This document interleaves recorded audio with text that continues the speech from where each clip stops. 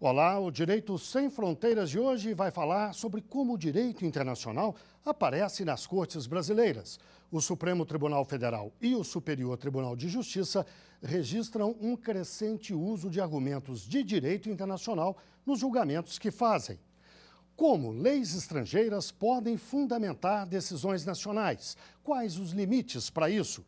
O sistema jurídico brasileiro, de origem romano-germânica, deve usar referências de países que têm outra tradição, como os Estados Unidos, que praticam a chamada common law? O direito romano-germânico é o mais difundido pelo mundo. Está presente em toda a América Latina e em partes da Europa, África e Ásia. O sistema se baseia em códigos, vale o que está escrito na lei. Isso é diferente do chamado common law, o sistema que se baseia na jurisprudência, em precedentes criados a partir de casos jurídicos. É mais comum em países de língua inglesa, como os Estados Unidos e a Inglaterra.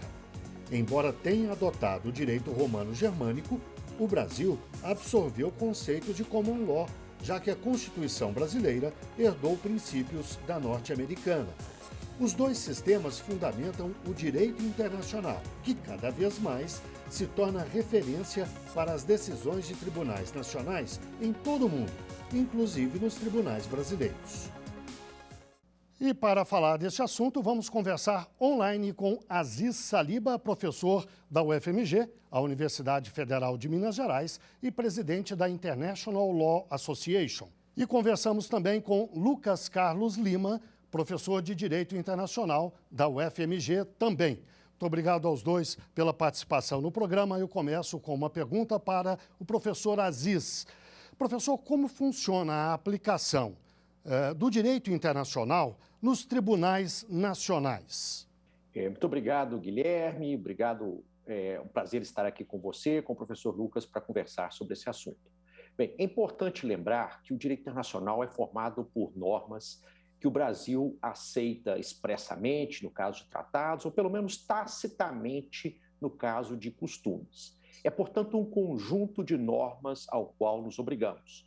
Na mesma medida em que podemos exigir dos demais estados o cumprimento, também eles podem exigir de nós. Parafraseando aqui a Convenção de Viena sobre Direitos Tratados, o direito internacional obriga as partes e deve ser cumprido por elas de boa fé. Contudo, durante um bom tempo, refletindo um isolamento que não era exclusivo do direito, as cortes brasileiras ignoravam o direito internacional ou lhes davam um valor inferior no quadro normativo. Isso fica cada vez mais difícil e arriscado numa sociedade que é cada vez mais interdependente. E ressalto que esse fenômeno de maior atenção ao direito internacional não é exclusivo das cortes brasileiras, embora a gente vá focar nas cortes brasileiras por razões óbvias. Um segundo ponto importante é o crescimento do número de tratados na esfera internacional. Para termos uma dimensão aqui, de acordo com o State Department, os Estados Unidos aderem a cerca de 200 tratados por ano. No nosso caso, a gente não tem um levantamento oficial, mas o número de tratados equivale certamente a várias dezenas. Um terceiro e último ponto é que, como as cortes internacionais aplicam cada vez mais normas internacionais, nós temos uma crescente jurisprudência em diferentes países sobre os mais variados temas, sobre as mais variadas normas internacionais. E, naturalmente, há convergências e divergências nas aplicações. O que propomos é o exame sistemático das decisões proferidas por tribunais nacionais para que se observe onde há consenso e onde há dissenso na interpretação e aplicação das normas internacionais. Professor Lucas, em que casos o direito internacional aparece nos tribunais brasileiros? Veja, os casos são múltiplos e abrangem diversas matérias. Todas as matérias cobertas pelo direito internacional, todas as matérias que, como bem disse o professor Aziz, o Brasil aceitou regular, aceitou aderir a um tratado internacional. Direito ambiental, direito do trabalho, direitos humanos. Então, nós vemos hoje se pegarmos os últimos 10 anos, um número cada vez maior de matérias sendo abrangidas. Nós temos casos, nesse momento, fundamentais. Podemos citar dois: o caso da ADPF do Meio Ambiente, o caso Shangri-La, envolvendo imunidade de estados, mas as matérias são as mais amplas possíveis e há matérias recorrentes, como matérias tributárias, porque existe uma série de tratados envolvendo matéria tributária, tratados bilaterais em que o Brasil concede vantagens tributárias. É aquilo que disse o ministro Celso de Mello num famoso voto: o juiz brasileiro é o órgão responsável por realizar os atos dos direitos das gentes. Ou na famosa frase do jurista Jorge Sella: o juiz nacional, ele é um órgão do direito internacional. É o juiz, no fim das contas, que vai aplicar o direito internacional. E por isso, nos tribunais brasileiros, nós vamos ver a maior parte das matérias do direito internacional sendo tocadas. Lucas, você citou dois casos bastante conhecidos por quem trabalha no meio jurídico, mas talvez desconhecidos por parte das pessoas que não acompanham a vida do Supremo ou da Justiça brasileira. Basicamente, o caso Shangri-La, que se refere àquele barco pesqueiro afundado por um submarino alemão durante a Segunda Guerra Mundial, e o segundo é aquela PDF, que se trata de uma arguição de descumprimento de preceito fundamental. Eu lhe pediria que explicasse essas duas coisas para ficar mais claro o exemplo, por favor. Claro. Talvez o professor Aziz gostaria de falar do Shangri-La e eu falo da ADPF? Está ótimo assim. Por favor. Professor Aziz? Bem, no caso Shangri-La, só rememorando aqui os fatos, para quem não está familiarizado com ele, nós tivemos um barco de pesca, se chamava Shangri-La, que foi afundado por um submarino alemão na época da Segunda Guerra Mundial. A certeza de que foi afundado por um submarino alemão só ocorreu agora, quando o Tribunal Marítimo trouxe à lume os fatos. E sucessores dos pescadores que estavam no Shangri-La ingressaram com uma ação de reparação de danos contra o Estado alemão. A posição majoritária das cortes de diferentes países e também da Corte Internacional de Justiça é que a imunidade de jurisdição para os atos de império, os atos que o Estado pratica na condição de Estado. Esse caso está agora perante o nosso STF. E em que situação? O Supremo analisa se o Estado alemão deve indenizar os sucessores, os descendentes daqueles pescadores que morreram no afundamento. Exatamente. Um argumento é que a violação de direitos humanos poderia ser suficiente para afastar a regra da imunidade de jurisdição de Estado estrangeiro. E o voto do ministro Fachin vai nessa direção. Portanto, se o Supremo decidir que o Estado alemão deve pagar essa indenização, o Estado alemão deve mesmo pagar ou não? Ainda é sujeito ao Tribunal Internacional, por exemplo? Bem, se o STF decidir que o Estado alemão deve pagar, primeiramente, o Estado alemão não deve concordar com esta decisão. E aí, internamente, não há possibilidade, em princípio, de execução de bens do Estado alemão para adimplemento desta dívida. É possível, em última análise, que o caso vá parar no Tribunal Internacional. Inclusive, nós temos um caso envolvendo a Alemanha, envolvendo a Itália no primeiro momento e depois no segundo a Grécia, no qual se discutiu precisamente se haveria ou não a imunidade de jurisdição em razão de atos cometidos pela Alemanha durante a Segunda Guerra Mundial, ou se, em razão desses atos terem conduzido à violação de direitos humanos, a imunidade de Estado estaria afastada.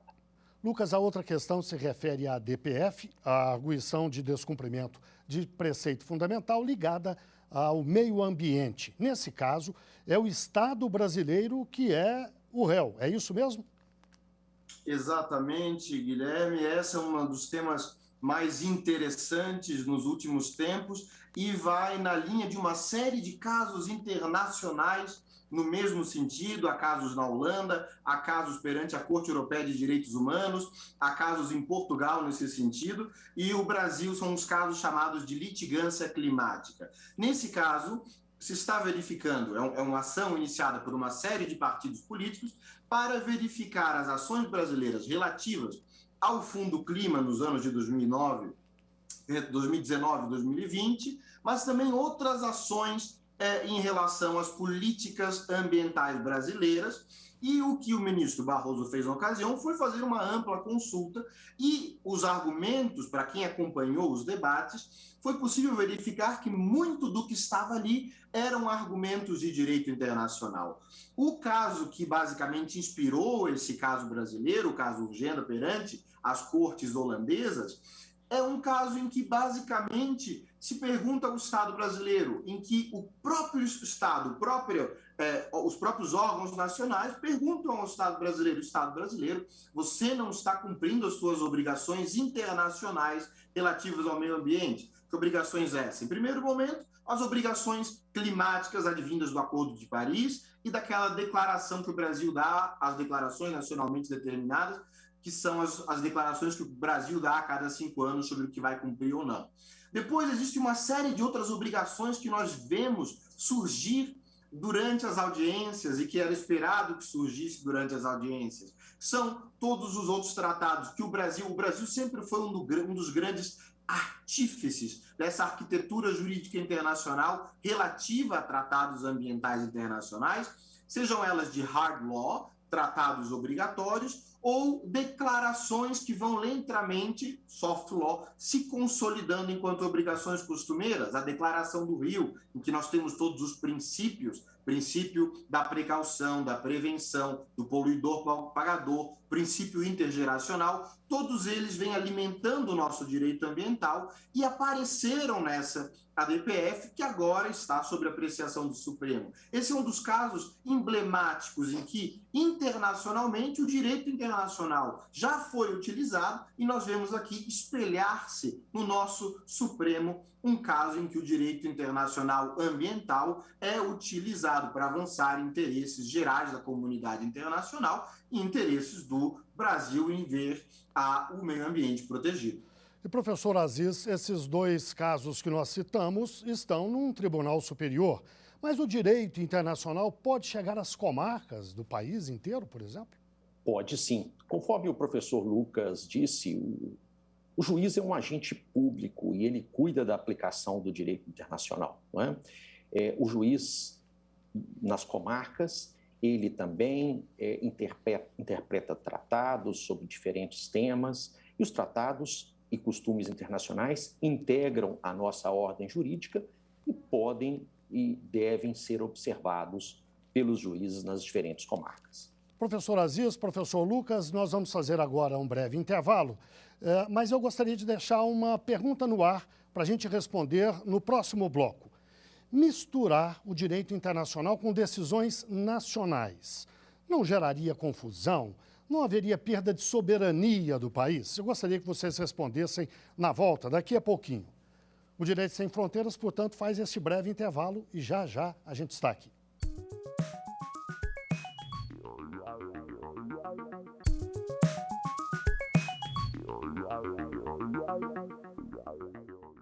Olá, o Direito Sem Fronteiras está de volta. Hoje falamos sobre o uso do direito internacional nos tribunais brasileiros. E os nossos convidados são Assis Saliba, professor da UFMG e presidente da International Law Association. Conversamos também com Lucas Carlos Lima, professor de Direito Internacional da UFMG. No bloco anterior, eu deixei uma pergunta no ar para os dois e gostaria que a gente respondesse agora. Afinal, a aplicação do direito internacional em tribunais nacionais, no caso em tribunais nacionais brasileiros, não representaria uma perda de soberania? Professor Lucas, por favor. No momento em que nós incorporamos o direito internacional, no momento em que nós o aceitamos, negociamos, que parte do Estado brasileiro refletiu sobre ele, o incorporou, ele é direito da nação. Aquilo que os americanos falam é law of the land. Então, a dificuldade eu não vejo perda de soberania e não vejo confusão. A dificuldade, muitas vezes, é fazer o aplicador do direito trazer esses argumentos e o juiz brasileiro, ex officio, tocá-los.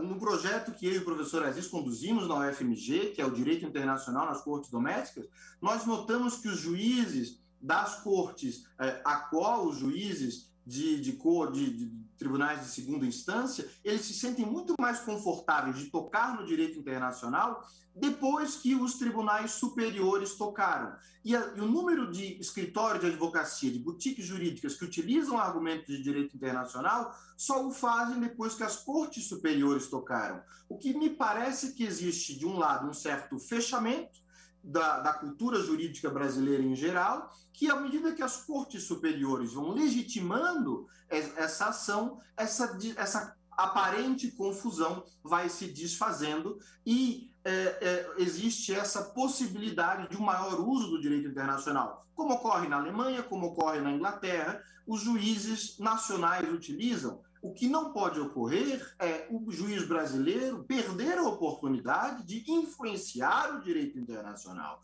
Os advogados brasileiros perderem a oportunidade de influenciar a interpretação do direito internacional. E é isso que ocorre na medida em que, por argumentos de soberania, nós não o fazemos. Então, na minha opinião, eu gostaria de ouvir a do meu colega, professor Aziz, é um solene, não, eu não vejo perda de soberania, eu vejo uma perda de oportunidade se nós não utilizarmos mais o direito internacional. Professor Aziz, por favor. Eu concordo plenamente com o meu amigo professor Lucas, não há confusão, não há ofensa à soberania. Primeiro porque são normas com as quais o nosso país assentiu, e, como regra, não se obriga internacionalmente um Estado sem o seu consentimento. Além disso, algumas premissas que nós utilizamos para justificar o direito interno, podemos também aplicar aqui. Direito é, sobretudo, uma necessidade, não um adereço supérfluo. E ele não é unidirecional, ou seja, hoje nos exigem e amanhã somos nós que exigimos de alguém. Nossa tradição diplomática sempre foi a de prestigiar o direito internacional, de ajudar a construí-lo, como bem colocou o professor Lucas, e de prestigiá-lo. Não por liberalidade, por frivolidade, por ideologia, mas por considerações muito pragmáticas. Como somos uma média potência, o arcabouço jurídico internacional tende a nos proteger de quem tem mais força econômica, força militar do que nós. Podemos sintetizar uma ordem internacional sem normas na célebre fórmula que teria sido utilizada no diálogo entre atenienses e melianos, que é relatada pelo historiador Tucídides. Os fortes fazem o que podem e os fracos sofrem o que devem. Uma ordem jurídica internacional é muito mais uma proteção à soberania do mais fraco do que do mais forte. E, professor Lucas, como é que os países, de uma forma geral, lidam com o direito internacional? A gente pode falar em direito internacional comparado? Isso é uma excelente pergunta, Guilherme. Esse é o tema da vez, é um dos objetos do momento, é uma corrente doutrinária, uma metodologia que se desenvolveu recentemente, a ideia do direito internacional comparado, e efetivamente os estudos recentes mostram que cada país tende a lidar de uma certa maneira com o direito internacional. Existem, sim, princípios que são tendentes à universalidade, existe sim uma linguagem comum que nós chamamos de direito internacional, mas existem certos países que treinam-se de maneira diferente no direito internacional, existem certos países que dão ênfase a certas fontes, a certos ensinamentos, os manuais de direito internacional têm um certo foco em alguns países em relação a outro. Se você for estudar direito internacional na Inglaterra, você terá um aprendizado mais baseado em casos, diferentemente se estudar na França, e se você estudar na Austrália, será diferente do que estudar direito internacional na China. Um breve exemplo, se você ler a Constituição americana, lá você terá os tratados são a suprema lei da nação. Isso já dá um sinal de que, eventualmente, o direito internacional poderá ser variável. Ou seja, hoje se tenta estudar, os professores de direito internacional, os práticos, ao falar de direito internacional, eles entendem que o direito internacional é nuançado. O direito internacional, quando falamos de direito internacional, precisamos entender qual direito internacional estamos falando, e essa é uma novíssima linha de estudos que começa a se desenvolver também no Brasil. Começa a se desenvolver estudos nesse sentido. O Brasil não está para trás nesses debates, há uma preocupação constante, e a International Law Association, através de seu blog, de seus eventos, de suas publicações, tem acompanhado esses debates. E, professor Aziz, quais são os limites para o direito internacional e quais são as vantagens? Bem, nós temos que compreender que sempre que nós olhamos para o direito, nós encontramos diferenças na interpretação, convergências e diferenças, né, nas interpretações.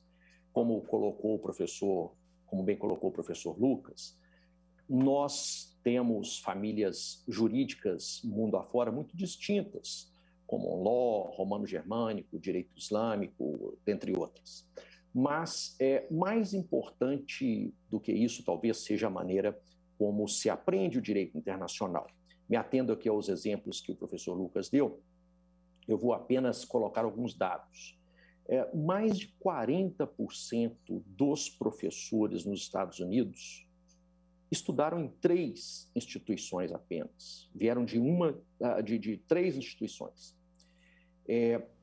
A maior parte, ou praticamente todos os casebooks americanos, as obras didáticas americanas, utiliza casos, para aprender direito internacional, utiliza casos de direito interno, casos da sua própria Suprema Corte, de seus próprios tribunais.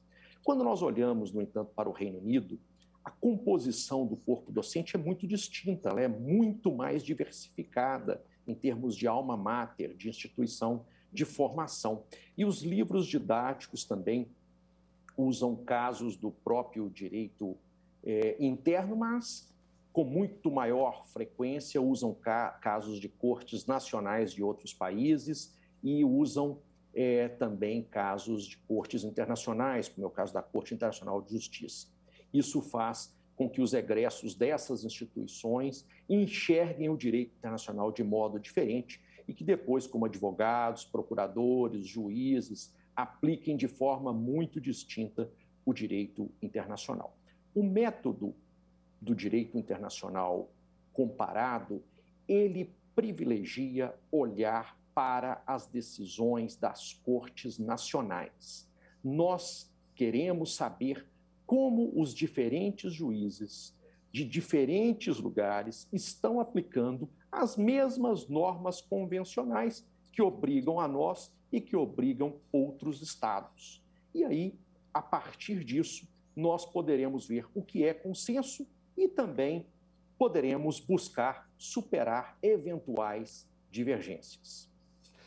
Professor Lucas, as decisões do Supremo Tribunal Federal, baseadas no direito internacional, podem gerar jurisprudência internacional também?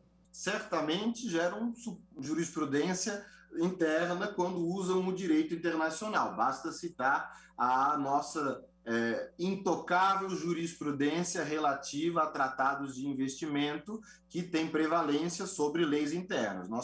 A nossa jurisprudência tende a... Quando a sua pergunta de soberania é muito interessante, porque o nosso Supremo tende a dar grande prevalência à Constituição em relação a tratados. Em relação a leis, ele equipara a tratados. Em relação a tratados de investimento, os tratados de investimento são prevalentes. As decisões de tribunais internos, seja as decisões do Supremo, elas podem sim criar normas internacionais. Elas podem servir para formar o costume internacional. Se a decisão do Supremo, no caso Shangri-La, por exemplo, for no sentido de adotar a tese do ministro Fachin, que é contrária à tese da Corte Internacional de Justiça, e flexibilizar a regra da imunidade, condenando a Alemanha, e uma série de outras decisões de tribunais superiores for na mesma linha, Itália, Argentina, França, se todas as decisões começarem a ir nessa direção, nós teremos uma nova regra. Ou seja, o juiz brasileiro poderá ser o criador de uma nova regra. E aí está o problema, descobrir quando o juiz brasileiro que diverge da regra, ele é o criador da nova regra ou o violador da regra velha. Mas, sim, existem uma série de exemplos de como as decisões do nosso Supremo, e isso tem total conexão com o que disse o professor Aziz em relação ao direito internacional comparado, o juiz brasileiro pode, sim, influenciar o direito internacional através de suas decisões. Daí a importância de os nossos advogados invocarem bem, as teses serem bem defendidas e realizar-se bem, sobretudo na América Latina, o assim chamado controle de convencionalidade e estar-se atento a essas novas tendências que hoje estão ebulindo e efervescendo no campo do direito internacional. Se já não era fácil advogar no século XX, advogar e ser juiz no século XXI é ainda mais difícil com toda essa pluralidade de ordenamentos para se estar atento. Bem, chegamos ao fim de mais um Direito Sem Fronteiras. Eu quero agradecer a participação do professor Aziz Saliba, professor da UFMG e presidente da International Law Association, e também de Lucas Carlos Lima, professor de Direito Internacional também da UFMG, a Universidade Federal de Minas Gerais. Muito obrigado, claro, também a você que nos acompanhou até agora. Veja a nossa programação no site da TV Justiça e também no nosso canal no YouTube. O nosso e-mail é direitosemfronteiras@stf.jus.br. Até o próximo programa.